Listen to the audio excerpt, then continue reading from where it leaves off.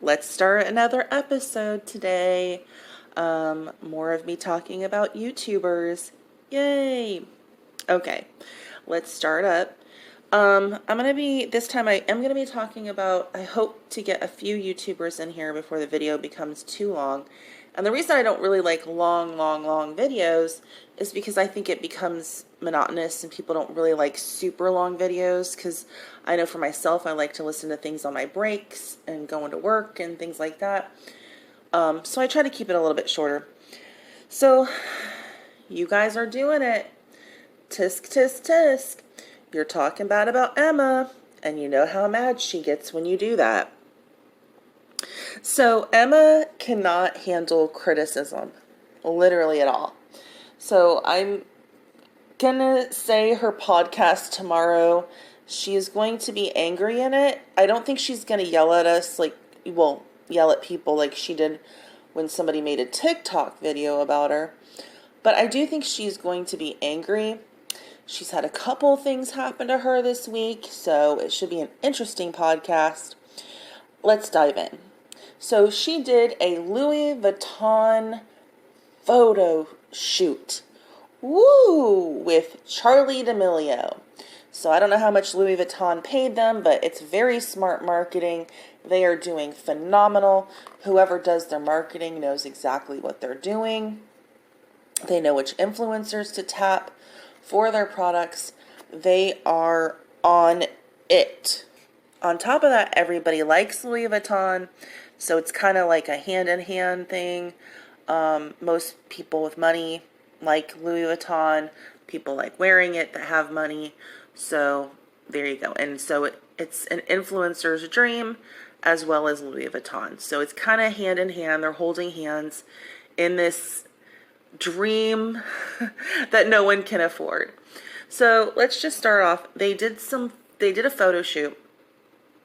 Charli D'Amelio and Emma Chamberlain, two you never would have thought you would have seen together. However, fine. It's not that big of a deal. I'm not the type of person that flips out when someone hangs out with someone that I wouldn't have thought they'd be hanging out with. It doesn't matter. Nobody should really be hanging out with anybody at the end of the day. So anyways, I guess she got some flack on the photos, so she turned her comments off and only posted one photo of them. And I'm thinking to myself, okay, she takes herself way too seriously on the internet. Honestly, I would just laugh if people did that to me. But I'm a lot older. I'm a lot more secure in myself. None of the comments would have bothered me. I think it's funny. She actually turned comments off. And Charli D'Amelio is way more famous than Emma. Like, everyone knows Charli D'Amelio, but not everyone knows Emma. So I just thought that was really interesting, that the dynamic there. Because Charli D'Amelio, I think, has like 20 million followers on Instagram or something crazy. I think Emma only has like 2 or 3. I can't remember. I just know it's a lot less than Charli D'Amelio. But anyways, regardless of the fact, so that was strike one. Strike two was Emma did a commercial for Credit Karma on TikTok, and people are not having it. In the video, Emma's like, I go shopping every day, and I need a credit card to earn rewards while I'm shopping. I'm earning this when I go grocery shopping, this when I go get my nails done, this and this. And people are like, we don't go shopping every day. We only go shopping if it's a necessity. And then other people are calling her old, saying she looks like 50 and she's only 20. Oh my gosh, Emma is not having a good week, okay? She is having a bad week, and she is not used to having a bad week at all. She's not used to any criticism, because she's like the golden child that no one can touch on YouTube for some reason. I guess because all of her fans are super young. But I also wanted to touch on base on something else she mentioned in her last YouTube video, because I do watch her videos sometimes. She said she had IBS. She calls herself the IBS IBS queen, which I just think that's so misleading to people because she drinks a bunch of coffee, and you're not supposed to drink coffee when you have IBS. It's like a known fact that you should not drink it. So I just think it's really weird that she was drinking a big coffee in the beginning of the video and then calls herself an IBS queen. Because I honestly think she's, I don't think she's too young to have it. I just think that, your eating habits really have a lot, almost everything to do with having that, stomach problems and all that.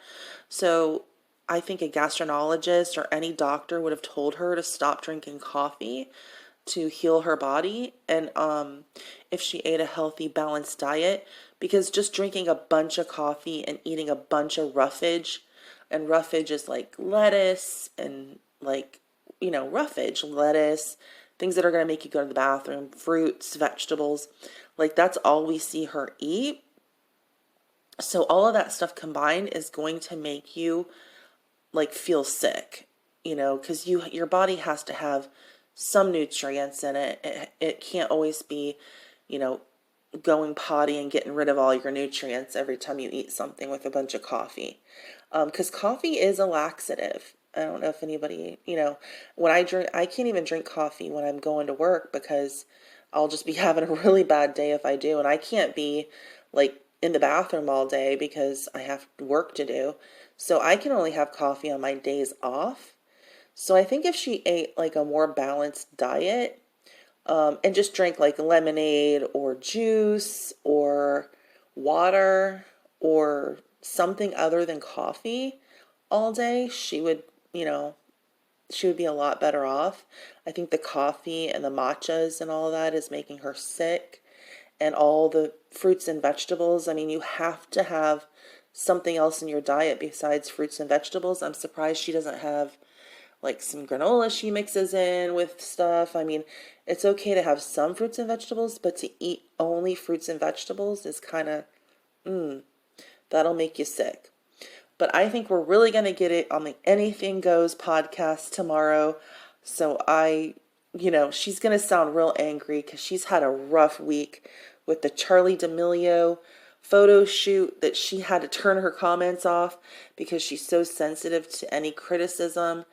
And also the TikTok comments calling her old beyond her years on TikTok under the Credit Karma name. Yeah, it's going to be interesting.